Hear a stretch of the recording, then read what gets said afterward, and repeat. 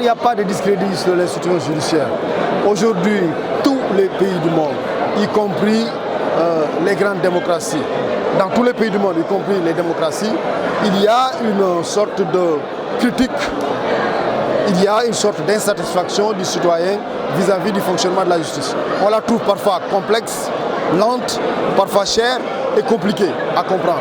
Et si vous prenez par exemple les enquêtes ou les baromètres qui mesurent le niveau de satisfaction des citoyens envers la justice dans tous les pays de l'OCDE, vous verrez que le taux d'insatisfaction est très élevé.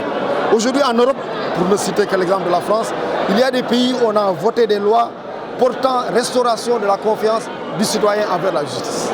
Loi portant restauration de la confiance du citoyen envers la justice. Ça veut dire qu'on considère que les citoyens, dans une large mesure, ne font pas toujours confiance à la justice. Donc c'est un phénomène universel, il n'y a rien de sénégalais.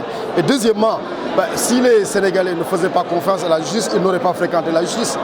Les lieux les plus fréquentés au Sénégal, ce sont les hôpitaux et les tribunaux. Si on n'a pas confiance à la justice, on n'y va pas.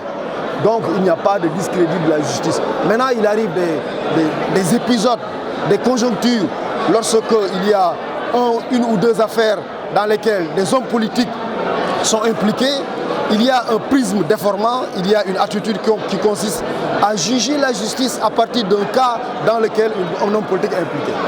Ça, c'est aussi vieux que le monde. Mais il n'y a pas de discrédit de l'institution judiciaire. Les Sénégalais connaissent leur justice, font confiance à la justice, font confiance aux magistrats. Et l'État aussi est là pour aussi défendre les magistrats. Et c'est le lieu de rendre hommage à la justice sénégalaise et aux magistrats.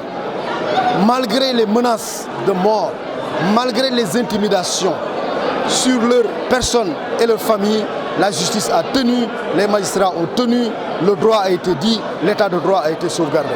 Maintenant, vous avez parlé du fonctionnement du Conseil supérieur de la magistrature. Les consultations à domicile, c'est l'exception. C'est vraiment l'exception, ce n'est pas la règle. Et aujourd'hui, le président de l'UMS, tout comme les chefs de cour et de parquet, savent que le président de la République nous a recommandé fortement d'éviter, sauf dans des cas où ça se justifie, ou dans des cas d'urgence, de recourir aux consultations à domicile.